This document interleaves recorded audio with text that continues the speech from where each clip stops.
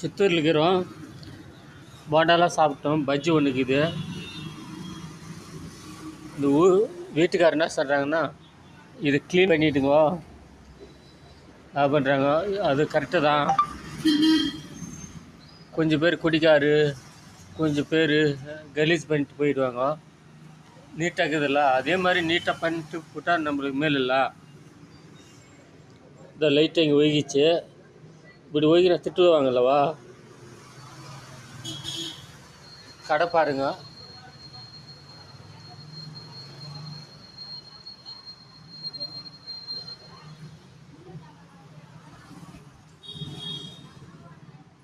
வரக்கூடாது ஆக்சுவலாக இன்றைக்கி சித்தூருக்கு மாமூல் ஆள் கூப்பிட்டாங்கன்னு வந்தோம்.